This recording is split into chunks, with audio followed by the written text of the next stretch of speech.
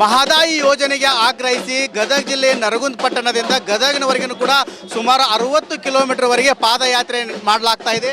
ನಾವಿಲ್ಲಿ ದೃಶ್ಯದಲ್ಲಿ ಸಹ ನೋಡ್ತಾ ಇರ್ಬೋದು. ಏನು ಕರವೇ ಸಂಘಟನೆಯಿಂದ ಒಂದು ಪ್ರತಿಭಟನೆ ಮಾಡಲಾಗ್ತಾ ಇದೆ. ಕರ್ನಾಟಕ ರಕ್ಷಣಾ ವೇದಿಕೆಯ ರಾಜ್ಯಾಧ್ಯಕ್ಷರಾದಂಥ ಪ್ರವೀಣ್ ಕುಮಾರ್ ಶೆಟ್ಟಿ ಅವರ ಏನು ಬಳಗದಿಂದ ಒಂದು ಪ್ರತಿಭಟನೆ ಮಾಡಲಾಗ್ತಾ ಇದೆ. ಸಾಕಷ್ಟು ಸಂಖ್ಯೆಯಲ್ಲಿ ಕಾರ್ಯಕರ್ತರು ಕೂಡ ಇವಾಗ ಹೋರಾಟದಲ್ಲಿ ಭಾಗಿಯಾಗಿದ್ದಾರೆ. ಸುಮಾರು 60 ಕಿಲೋಮೀಟರ್ ಕೂಡ ಪಾದಯಾತ್ರೆ ಮಾಡ್ತಾ ಇದ್ದಾರೆ. ಹುಬ್ಬಳ್ಳಿಯಿಂದ ನರಗುಂದವರೆಗೂ ಏನು ಒಂದು ಬೈಕ್ ರ್ಯಾಲಿ ಮೂಲಕ ಆಗಮಿಸ್ತಾರೆ. ನರಗುಂದ ಪಟ್ಟಣದಿಂದ ಗದಗವರೆಗೂ ಸುಮಾರು 60 ಕಿಲೋಮೀಟರ್ವರೆಗೆ ಏನು ಪಾದಯಾತ್ರೆ ಮಾಡ್ಕೊಂಡು ಬರ್ತಾ ಇದ್ದಾರೆ. ಪಾದಯಾತ್ರೆಗೆ ವಿದ್ಯಾರ್ಥಿಗಳಾಗಿರ್ಬೋದು, ರೈತರು ಕೂಡ ಸಾಕಷ್ಟು ಸಾಥ್ ಕೊಟ್ಟಿದ್ದಾರೆ. ಹೀಗಾಗಿ ಏನು 5 ದಶಕಗಳ ಕಾಲದಿಂದನೂ ಕೂಡ ನಾವು ಈ ಮಹದಾಯಿ ಯೋಜನೆಗಾಗಿ ಆಗ್ರಹಿಸಿ ಹೋರಾಟ ಮಾಡ್ತಾ ಇದ್ವಿ. ಆದರೆ ಈವರೆಗೂ ಕೂಡ ಯೋಜನೆ ಜಾರಿಯಾಗಿಲ್ಲ. ಹೀಗಾಗಿ ಆದಷ್ಟು ಬೇಗ ಯೋಜನೆ ಜಾರಿ ಆಗಬೇಕಂತೇಳಿ ಒತ್ತಾಯಿಸಿ ಪಾದಯಾತ್ರೆ ಮಾಡ್ತಾ ಇದ್ದಾರೆ. ಮುಂದಿನ ದಿನಗಳಲ್ಲಿ ಮಹದಾಯಿ ಯೋಜನೆ ಜಾರಿ ಮಾಡದೆ ಹೋದರೆ ನಾವು ಏನು ಎಲ್ಲ ಸಚಿವರ ಮನೆಗಳಿಗೂ ಕೂಡ ಮುತ್ತಿಗೆ ಹಾಕ್ತೇವೆ ಅಂತೇಳಿ ಕಾರ್ಯಕರ್ತರು ಒತ್ತಾಯ ಮಾಡ್ತಾ ಇದ್ದಾರೆ. ಇನ್ನಾದರೂ ಕೇಂದ್ರ ಆಗಿರ್ಬೋದು, ರಾಜ್ಯ ಸರ್ಕಾರ ಎಚ್ಚೆತ್ತುಕೊಂಡು ಆದಷ್ಟು ಬೇಗ ಮಹದಾಯಿ ಯೋಜನೆಯನ್ನು ಜಾರಿಗೆ ತರಬೇಕಾಗಿದೆ. ಕ್ಯಾಮ್ರಾಮನ್ ಮಂಜುನಾಥ್ ಜೊತೆ ಮಂಜು ಪತ್ತ, ರಿಪಬ್ಲಿಕ್ ಕನ್ನಡ, ಗದಗ. ನೋಡಿ, ಅನೇಕ 5 ದಶಕಗಳಿಂದ ನಮ್ಮ ಹಿರಿಯರು, ರೈತಪರ ಹೋರಾಟಗಾರರು ಹೋರಾಟವನ್ನು ಮಾಡ್ತಾ ಇದ್ರು. ಮಹದಾಯಿ ಕಳಸಾ ಬಂಡೂರು ಯೋಜನೆಯನ್ನು ಜಾರಿಗೆ ತರಬೇಕನ್ನುವಂಥ ಹೋರಾಟವನ್ನು ಮಾಡ್ತಾ ಇದ್ರೆ 2 ಸರ್ಕಾರಗಳು ನಿರ್ಲಕ್ಷ್ಯ ಮಾಡಿದರು. ಕಳೆದ ಬಾರಿ ರೈತರು ಅನೇಕ ಹೋರಾಟಗಳನ್ನು ಮಾಡೋದ್ರ ಮುಖಾಂತರ ಲಾಠಿ ಚಾರ್ಜ್ ಆಯಿತು. ಅನೇಕ ಸಂದರ್ಭದಲ್ಲಿ ಜೈಲಿಗೆ ಹಾಕುವಂಥ ಕೆಲಸ ಆಯಿತು. ಆ ಸಂದರ್ಭದಲ್ಲಿ ರಾಜಕೀಯ ಪಕ್ಷಗಳ ಕಚೇರಿ ಎದುರುಗಡೆ ಪ್ರತಿಭಟನೆಗಳು ನಡೆದರು. ಆದರೂ ಸಹ ಇವತ್ತಿನ ತನಕ ಕೇಂದ್ರ ಸರ್ಕಾರವಾಗಲಿ ರಾಜ್ಯ ಸರ್ಕಾರವಾಗಲಿ ಒಂದೇ ಒಂದು ಅಣೆಕಟ್ಟನ್ನು ಕಟ್ಟುವಂಥ ಕೆಲಸವನ್ನು ಮಾಡಿಲ್ಲ. ಬರೀ ನಾಲೆಗಳನ್ನು ತೆಗೆಯೋದ್ರ ಮುಖಾಂತರ ಎಲ್ಲಿ ಕಮಿಷನ್ ಹೊಡಿಬೋದು, ಎಲ್ಲಿ ಹಣ ಮಾಡ್ಬೋದು ಅಂತ ಯೋಜನೆಯಲ್ಲೇ ಬಿದ್ದಿದ್ದಾರೆ. ಇವತ್ತು ಮೊನ್ನೆ ಲೋಕಸಭಾ ಚುನಾವಣೆ ಆಗಬೇಕಾದ್ರೆ ಪ್ರಹ್ಲಾದ್ ಜೋಶಿಯವರು, ಇವತ್ತಿನ ಪ್ರಭಾವಿ ರಾಜಕಾರಣಿ, ನಮ್ಮ ರಾಜ್ಯದ ಪ್ರಭಾವಿ ರಾಜಕಾರಣಿ, ಕನ್ನಡಿಗರ ಬಗ್ಗೆ ಕಳಕಳಿ ಉಳ್ಳಂಥ ರಾಜಕಾರಣಿ, ನಾವೇನಿಲ್ಲ ಎಲ್ಲ ಆಗಿಬಿಟ್ಟಿದೆ, ಸುಪ್ರೀಂ ಕೋರ್ಟಿಂದ ಆದೇಶ ಆಗಿದೆ, ನಾವು 100 ಕೋಟಿ ಹಣವನ್ನು ಮೀಸಲಿಟ್ಟಿದ್ದೀವಿ ಅನ್ನುವಂಥ ಮಾತನ್ನು ಹೇಳಿದರು. ಆದರೆ ಇಲ್ಲಿಯ ತನಕ ಕೇಂದ್ರ ಸರ್ಕಾರದ ಅಧೀನದಲ್ಲಿರುವಂಥ ವನ್ಯಜೀವಿ ಅವರು ಇವತ್ತು ತಡೆಯನ್ನು ಕೊಟ್ಟಿದ್ದಾರೆ. ಅದನ್ನು ಈ ಕೂಡಲೇ ಕೇಂದ್ರ ಸರ್ಕಾರದ ಮೋದಿಯವರ ಗಮನಕ್ಕೆ ತರೋದ್ರ ಮುಖಾಂತರ, ಅದನ್ನು ವಾಪಸ್ ಪಡೆಯೋದ್ರ ಮುಖಾಂತರ ಕಳಸಾ ಬಂಡೂರಿ ಮಹದಾಯಿ ಯೋಜನೆಗೆ ಆದೇಶವನ್ನು ಕೊಡಬೇಕು, ನೀರಾವರಿ ಯೋಜನೆಯನ್ನು ಕೈಗೆತ್ಕೋಬೇಕು. ನಮ್ಮ ರಾಜ್ಯ ಸರ್ಕಾರ ಸುಪ್ರೀಂ ಕೋರ್ಟಲ್ಲಿ ಸೂಕ್ತವಾದಂಥ ವಾದವನ್ನು ಮಂಡಿಸುವುದ್ರ ಮುಖಾಂತರ ಉತ್ತರ ಕರ್ನಾಟಕದ ಜನರಿಗೆ ನೀರನ್ನು ಕೊಡುವಂಥ ಕೆಲಸವನ್ನು ಮಾಡಬೇಕನ್ನುವಂಥ ಒತ್ತಾಯವನ್ನು ಮಾಡ್ತಾಯಿದ್ದೀವಿ.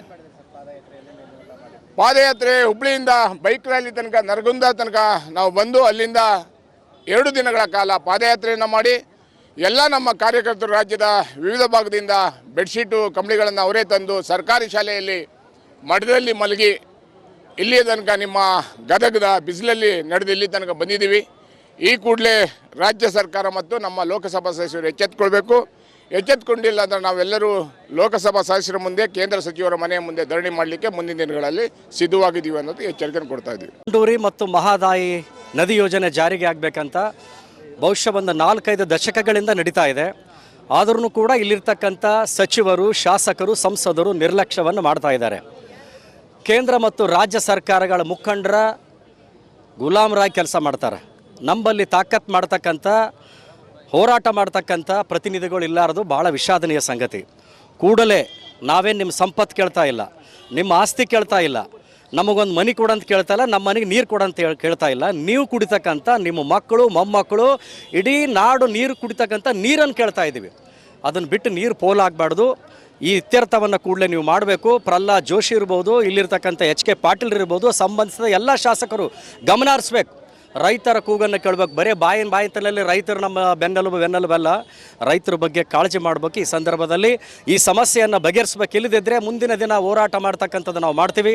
ರಾಜ್ಯಾಧ್ಯಕ್ಷರಾಗಿರ್ತಕ್ಕಂಥ ಪ್ರವೀಣ್ ಕುಮಾರ್ ಶೆಟ್ಟಿ ಅವರ ಒಂದು ನೇತೃತ್ವದಲ್ಲಿ ಎಲ್ಲಿ ಸಂಸದರಿದ್ದಾರೆ, ಎಲ್ಲಿ ಶಾಸಕರಿದ್ದಾರೆ, ಎಲ್ಲಿ ಸಚಿವರಿದ್ದಾರೆ, ಅವರ ಮನೆಗಳ ಮುಂದೆ ಧರಣಿ ಕೊಡ್ತಕ್ಕಂಥ ಕೆಲಸ ಮುಂದಿನ ದಿನ ಕರ್ನಾಟಕ ರಕ್ಷಣಾ ವೇದಿಕೆ ಮಾಡ್ತದೆ. ಅನಾಹುತ ಆದರೆ ಕೇಂದ್ರ ಮತ್ತು ರಾಜ್ಯ ಸರ್ಕಾರಗಳ ಹೊಣೆ ಅಂತಕ್ಕಂಥ ಎಚ್ಚರಿಕೆಯನ್ನು ಮಾಧ್ಯಮದ ಮುಖಾಂತರ ನಾವು ಕೊಡ್ತಾ ಇದ್ದೀವಿ ಸರ್. ಕರ್ನಾಟಕ ರಕ್ಷಣಾ